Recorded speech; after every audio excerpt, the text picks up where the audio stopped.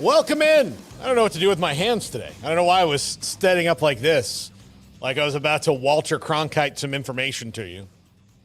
Ladies and gentlemen, the president. No, I was about to do that. I don't know why I'm doing that. Maybe it's because I'm so excited because my very dear friend Adam Winkler, who is now retired from the media, he did. You know what, Adam? You didn't Chipper Jones or Mariano Rivera this thing. I think you should have done a victory lap a little bit, shown up at some events, gotten a rocking chair or something, but you've moved on into the family business at Winkler PR there in Houston. But you have been on TV here in Waco. Let's hold on. Let me go in order.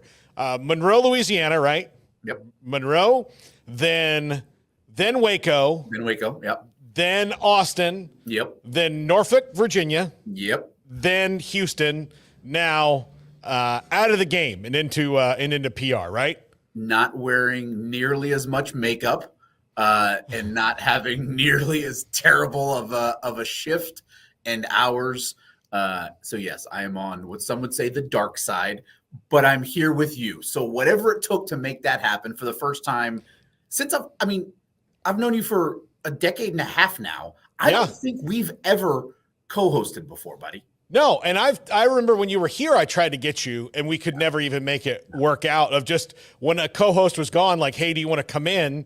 And well, you were also doing mornings back then, and that was before. Yeah, that was.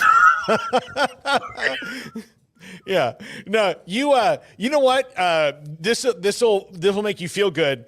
So the first person who ever told me no for a morning show interview was Randy Galloway, and so Steve Fallon gave me his information, and I called him, and he was, and later on, I've gotten to be friends with him, through covering lots of things and Smokey, and I love the guy to death. Called me after I got fired, which is a friend. Yeah. You have that media friend that's like, oh hell, son, I'm sorry about that. That sucks. It's all happened to all of us. It's a real son of a bitch, I'll tell you that, And so, but I was like, I called him, I was like, hey, I'd like to set up this interview. And it was before I knew how to pre-record things. It was very early on in my career, or that we had the capacity to do such a thing. Like, it was just, I was so young in the business. And I was like, well, the interview will be at 7:45 a.m. And he's like, oh, hell, Paul. I ain't getting up. Like, do you know what it's like being a sports writer? I mean, this is when he's still writing, and in a locker room, like in the Rangers locker room at 11:10 p.m., and all that stuff. Oh man, I ain't no sports writer gonna get up at 7:30 a.m. to take a call on a damn radio show. And he was being very he was being Randy Galloway, but I was like, oh. Wow. Well, that's disheartening.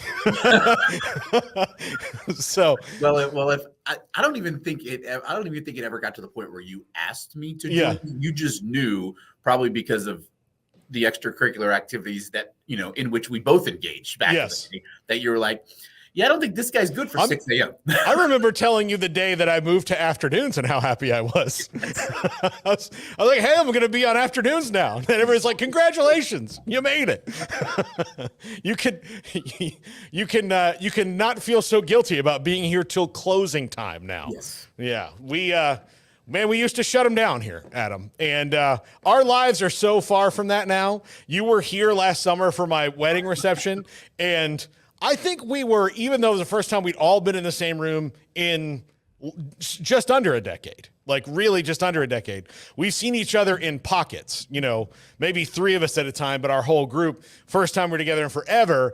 And I think we did leave at 10:30 p.m. We were trying hard to pull back the glory days, and none of us had it. It was one of those where nobody wanted to be the first to be like, I'm tired. but as soon as the first one was, it was like, all right, well, see you later. Yeah. I was like, oh, thank God. We have there's a leader here. This is the president of the group for now. Yeah. This is the one who's made the executive decision. And now we can all if you stay later, it's just because I got to get the bill, that's it. Mine came later. But But so it's great to have you. And so even though you're not currently a media member, you're still well versed in sports and college sports and the NFL. You've covered just about everything, right? Like maybe not the Olympics, but just about everything.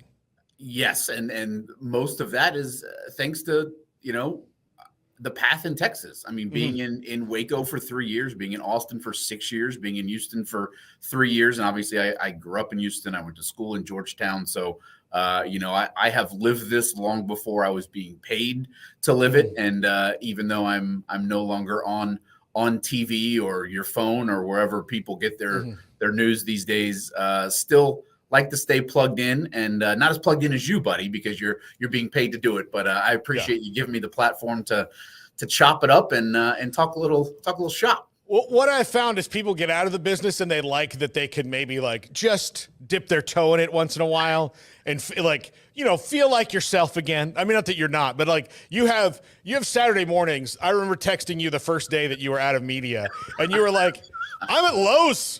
we were going to a baby shower. Yeah. Who knew that you could drink at baby showers? I didn't, because I never been to one. Yeah.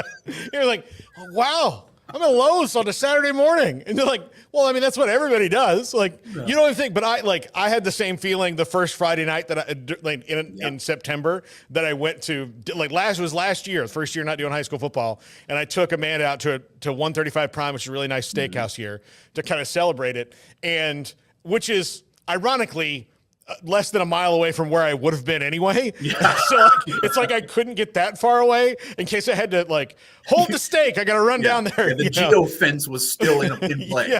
Yeah. And but it was like the weirdest thing to be like home at 8:30 p.m. watching television and going, oh, there's a college football game on tonight. What do you know about that? Let's watch that. Yeah. The first Friday night is coming for me. What are we 2 weeks out? And that'll be another, kind of reality check. It's like, wait a second, what's that noise? Oh wait, I can hear the stadiums, and I don't have to go and do live shots or run the highlights. Yeah, I'm looking forward to that because I know how refreshing it was for you, buddy. Yeah, absolutely. So I want to start out talking about the CFP debuts this year, and the Group of Five is very wisely making sure that they have a backup plan for, what could be 2 years from now, the CFP going, I mean, thanks for your two teams you put in. Like those games could have been fun, or they might be, but if they're both blowouts, that's going to be another excuse, because from what we know of the leaders of college football, you don't need a legitimate reason to get somebody out. You just need everybody to agree on your nonsense. So, I'm just pulling a random situation out of the air here. Your quarterback could be hurt, but you could still be undefeated, and that keeps you out of the playoffs. Totally random. Totally random. I mean, I don't think that's ever. I don't know if that's really ever happened or been discussed in the room. I mean, empirically, I would have to not say anything, but but like those excuses will come, so they better have a backup plan. And if the backup plan to me is college football's NIT, like Gloria Navarez said it in the interview with Ross Dellinger, heck, I mean, I think that'd be better. Like, I think the bowl system is very tired, and if you could shoot some life into the postseason and then still have those bowls in different playoff scenarios, I think that would be fine to me. And why not take some of the lesser bowls and make that the same thing you're doing with the CFP and do it for the G5. And you think the bowl system is tired now. Paul, wait till we see what these non-playoff bowls look like this season. I mean, it's going to have zero interest. It's obviously anybody who's worth anything player-wise is probably going to opt out, but the bowls are just not going to have any cachet. And to your point, I would love to see those bowls who are, taking hits sponsorship-wise, viewership-wise, become part of an NIT for a group of five. But man, if the group of five gets left out of this 12-team playoff starting in 2026, is that not the beginning of the end of Group of Five football? I mean, we've already got the biggest separation between the haves and the have-nots we've ever seen. I mean, one of those quotes in the Ross Dellinger article was, these Group of Five teams, they feel like they're a minor league system for the Power Four. And look at mid-major college basketball. Like, we don't lock in on mid-major college basketball until we get to March Madness, because we know there's a chance we could see a VCU or a George Mason or somebody make a run. If you're no longer even giving those programs the chance to have a chance to make a Cinderella run, why would anybody go and play there? Why would anybody shell money into their NIL or their facilities? I just think that's the beginning of the end. So the pressure on the Group of Five team that makes it this year it's not only a matter of trying to win, Paul, it's don't get blown out. Don't embarrass our TV product. Don't screw up the ratings lead in to the next game, because we know you're going to be the first game of the day. Yeah. No, I mean, any excuse that they've had, they will use. And anything that can sell just barely, because, again, the scenario I described before that happened to Florida State, they didn't really sell that hard. I mean, it was just like, well, this is why we did it. And then people, like, you know, they had a few shills that were like, look, you just can't. I mean, this is a different thing. You're like, man, you've played in games without your starting quarterback before and won? Like, what are you talking about? Like, what are we doing here? And so they don't need much. And if they decide that, you know, having Boise State or Memphis or Tulane or Liberty in that game is going to be, you know, bad for business, then they'll move on. They'll find their little lane of like, okay, all we need is 51% of the people to approve of this, which the problem is that the Power Two will do what they want, and then the other two will have to go with them because they're going to benefit by having the Group of Five not in it, because that's one more spot that's available for them, even though they still might not get it. Like, it's just more likelihood. But if you give one more playoff spot to the Big Ten and SEC, they're likely going to take it. But also the same holds true for the ACC and Big 12, where they'll be like, well, we'll take it. Like, we'll take that advantage. And, you know, sorry about your luck, guys, but, you know, this is not this is just how it's going to be. And they don't have it's every man for himself.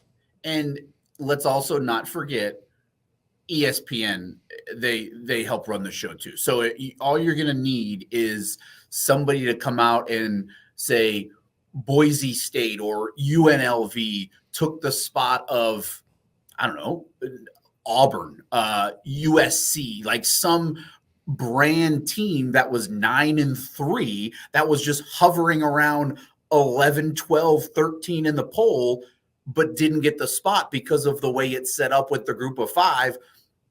ESPN is now the sole rights holder of the SEC.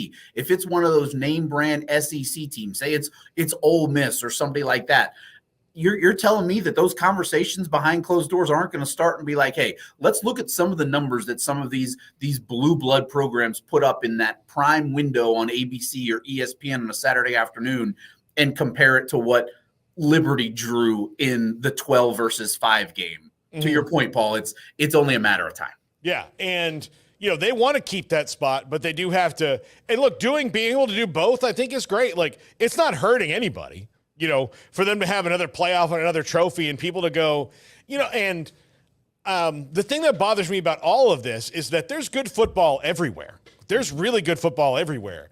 And, you know, you've covered, I'm sure, a Sam Houston State, Stephen F. Austin game that was fantastic. Mm-hmm.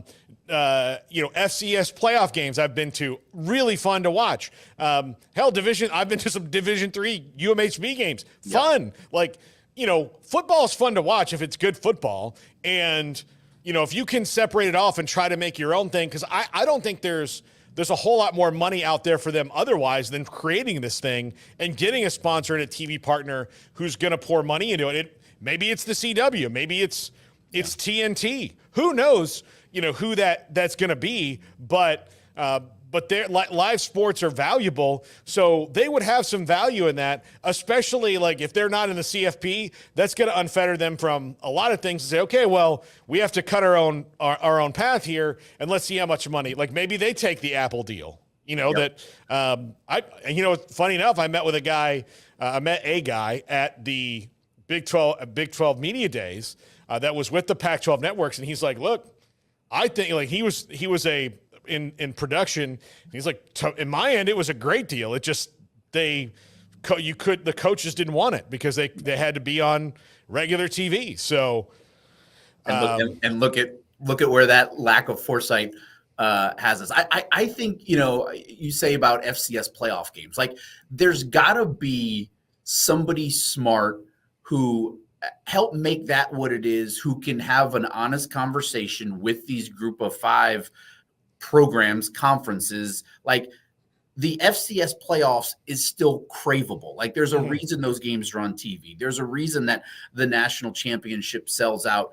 And maybe it's because it's not billed as the NIT. Maybe it's because it is a true national championship at a different level. And maybe it will take the separation of the FBS Power 4 and the group of 5 and have them play for a true national championship instead of, hey, this is the 69th best team, like some try and say the NIT is. But you have to give these coaches, these families, these players, these boosters something to play for at the group of 5 level. I mean, I'm talking to you right now, not far from Rice. Like, what is that athletic department going through right now? Like, you're a world-class academic institution, but I mean, what is your future? You're now just a year away from not even having U of H on your schedule because the Bayou Bucket is going away because of realignment. Like, how are you going to recruit a kid to come and play for your school outside of the opportunity to get a world-class education? If he wants to play high-level college football and pursue a championship, that might not be the place for him anymore, which is sad for a lot of people over there who have tried so hard through the years to sustain that level of excellence and budget and attendance. Because as you know, Paul, it's not easy to make it right on the fringes of major D1. Yeah, oh, absolutely. It's very, very tough. And to get to that point where an App State or a Boise State or a Memphis is right now, USF is kind of knocking on the door too. We actually are interviewing the AD for USF tomorrow, early on in the show, and they've done. And as somebody who is from down there, if you had told me when I lived there that one day USF will have done everything they need to do to become a major college athletic program, and like that they're now in AAU school and all that stuff, would have been like, no, man, I was over at their gym and 3 of their different, student employees tried to sell me weed. So, no, I think, oh, you don't want Dennis's weed. No, I'm good. I'm good. No, come on. Dennis mine's better. That's the kind of thing. See, but now they have other money-making ventures, which clearly has them in a different circle. So yeah, they're in the AAU before like several schools in Florida are that were kind of ahead of them 20 years ago. They're in a big major market. They're about to build their own on-campus stadium, so they're not playing in Raymond James anymore, and they have their own thing. So they're doing all those things, but they're doing them like 2 years too late. Yep. And that's what's gonna they're gonna say like, well, sorry about your luck. You're out because you weren't, you didn't make a deal with somebody 110 years ago that's followed you along all this time. So yeah, it's silly that it's silly that anything is the same way it was 100 years ago just because it was that way 100 years ago. Yeah. And but we still have that in modern college athletics. Some things are way better. Adam, I know that, I know it's different for you because you're at Southwestern, but as a baseball guy, now baseball scholarships are going to be full scholarships. I mean, which is mind blowing to anybody who, I'm old enough. I mean, I was kind of the start of the select baseball era here in Houston. You know, a couple years before high school started, like we were playing fall ball at softball facilities because that was the start of the select ball era. And the narrative always was, hey, you know, it's tough. It's only 11.7 scholarships in college baseball. Now you could have potentially up to 35, but as anybody who knows, that's only going to be a matter of if your school can invest in it. It's like right now, like, you know, the 11.7, there's a lot of HBCUs, Paul, that can't even afford to do 11.7 right now. So it has never been more about the haves versus the have-nots. And I mean, we could spend 4 hours on this subject. If you've got a booster, are you going to invest it into scholarships, or are you going to have to ask them to put it into NIL to try and re-recruit your guys or get actual talent in? Like, it is, everything is constantly evolving, and it is certainly mind-boggling. A lot of it is good because it's good for the student athletes, it's good for the families, but man, if you're hell-bent on tradition and the way things used to be, I feel sorry for you because there ain't much like that. You've got to let it go. You just have to let it go. And as someone who I'm sure has seen Frozen more times than you want to, yes, you probably started singing that song in your head. Adam has 2 kids and 1 on the way. Yeah. And here's the thing. You're like, because you've added another kid into this mix, your like repetitive Disney movie thing is now restarted. Yeah. So yeah. It down is, the line, like, you know, whatever Connor and Quinn like, you know, new baby's gonna probably like too, but then the new baby's gonna have something that they like that they don't. So now you've got another one in the cycle. Well, I mean, from everything we've read about good parenting, it's just give each kid their own screen, right? That's what you're supposed to do. That's how that is. Isn't that how you're supposed to solve problems? That's in the handbook, right? But it's interesting you said that. So our daughter Quinny, she was born 3 weeks before the pandemic. So like she came into the world and then the world shut down. So a lot of her favorite movies, Paul, I've got like major PTSD because it just reminds me of sitting in our house in Virginia and not being able to go anywhere. And it's just Moana and it's just Coco. And it's just like, sweetheart, I know you love those movies, but daddy needs to stop hearing that song because he wasn't in a good place in his life.